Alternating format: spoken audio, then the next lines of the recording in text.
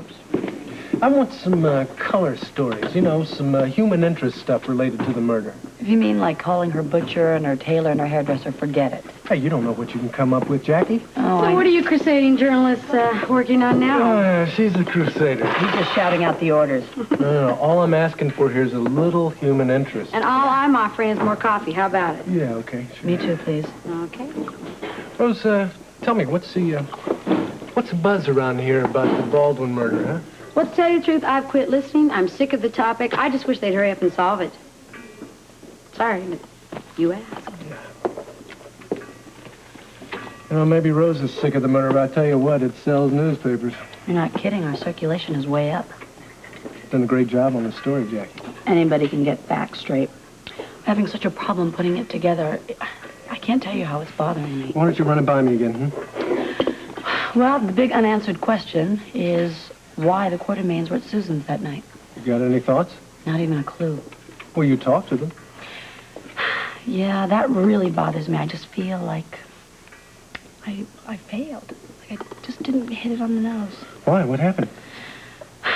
Oh, they just sort of gave me some song and dance, and, you know, what else can I do? Yeah, but they answered your questions, didn't they? Very surface, very surface.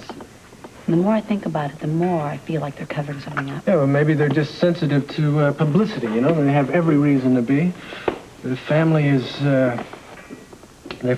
made a lot of big waves in the city, you know? Yeah, they're going to see a lot more before I'm through. You want to dig? I'll pay for the shovel. Yeah, but it won't be in their backyard. Meaning what? Meaning that I'm not going to go back to them. They're just going to stonewall me again. I've got to find another way to get them. Yeah, well, I'm sure you'll come up with it, Jackie. Ian, there is a guy, a doctor, a young doctor living with them up at the Quartermaine mansion. What is his name? Grant Putnam. He works over at General Hospital. So what makes you think he's going to give you anything? If he's got something, I'm going to get it. Pretty sure of yourself, aren't you? Well, if I don't have faith in myself, who will? So look, he's been living with these people, so I know he's got to have some family secrets. I'm going to go wheedle them out of him. Wish me luck. Good luck. Mrs. Bowman, Commissioner? Good morning, Mrs. Morning. Bowman. Thank you for coming. I don't feel so nervous this time. That's good. You've met Captain Ramsey here? Oh, yes. Oh, my goodness. I didn't realize you were a captain. I called you officer. Oh, that's all right. I've been called worse things. Look, I've asked Captain Ramsey to stay, if that's all right with you. Oh, of course. Fine.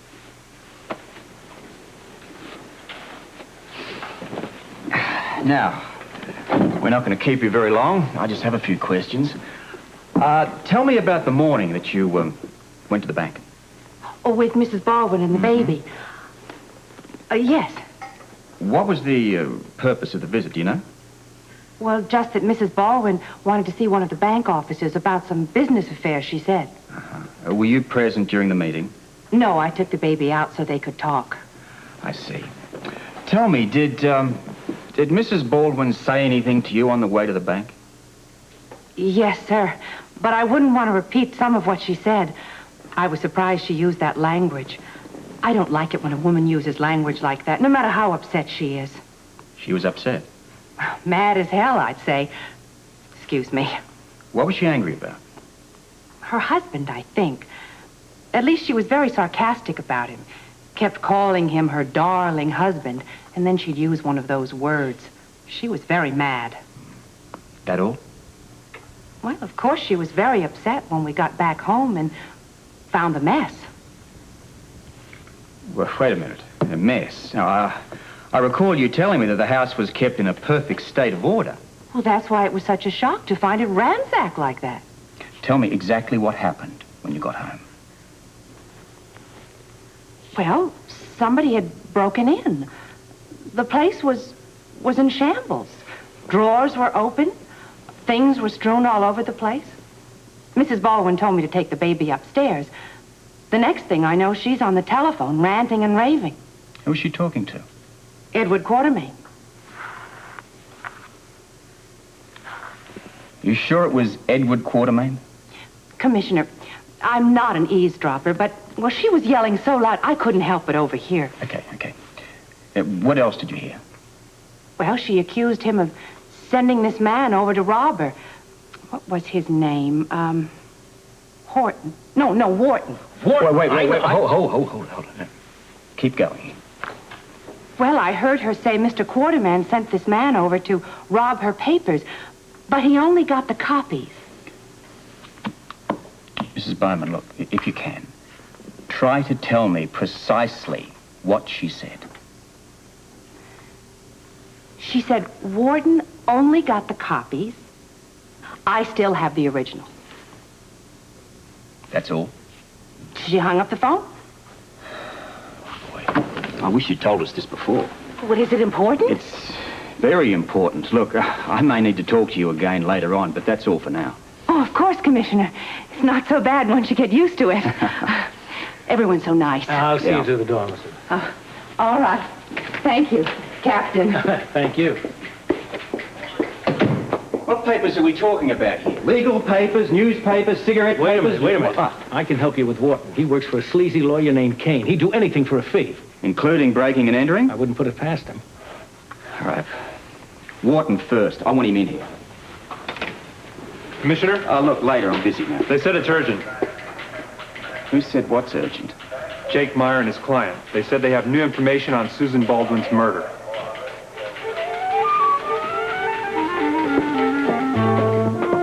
Just tell the commissioner what you told me. That'll do it. Look, do you think he'll believe me? Why not? It's the truth, isn't it? I just don't want to make any mistakes, that's all. You let me worry about that. You just tell them what you know. Everybody else takes care of themselves. Hello, Captain. Jake. This had better be good, Meyer. I don't like having my time wasted. Neither do I, Commissioner. My client here has some new information. In exchange, I hope you'll consider interceding to get her bail. I'm not going to make any deals. I'm not asking you to. I'm just asking you to listen. What you hear will get you a conviction on murder 1. Wait a minute. This is a replay. Now, let me see. The door was open, right? Partially ajar. And so you went inside. Then you heard Susan singing. Then you heard a shout no. And then you went upstairs, huh? And then I heard the shot. And thinking quick, you slipped into a closet. But it was dark in there, so you couldn't see anything.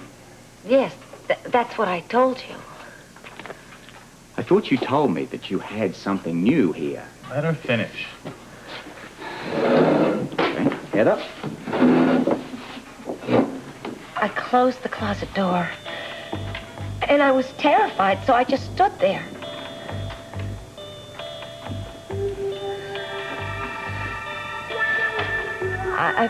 Then I heard footsteps. They were coming from Susan's bedroom.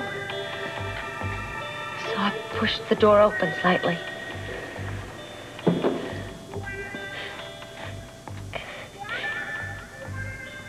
And then I saw her. I knew it was her. I saw who murdered Susan. It was Monica Quartermaine. Why didn't you tell us this before? I was terrified of Monica. What if she found out what I knew? She might try to kill me, too. Out of curiosity, Heather, what made you change your mind? Don't answer that.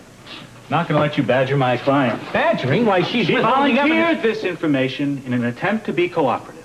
To get herself off the hook, you mean? No intimidation, Ramsey. Now, she's earned her bail, Commissioner. She gave you an eyewitness account of the murder. That should be worth plenty to you. If the story can be substantiated. You'll see about bail? Let me remind you of something, Counsel, that your client here is a prime suspect for a murder 1 rap, and I intend to see that she stays that way until I get absolute proof to the contrary. Is this the thanks I get for trying to help you? The only person you're trying to help, sweetheart, is yourself.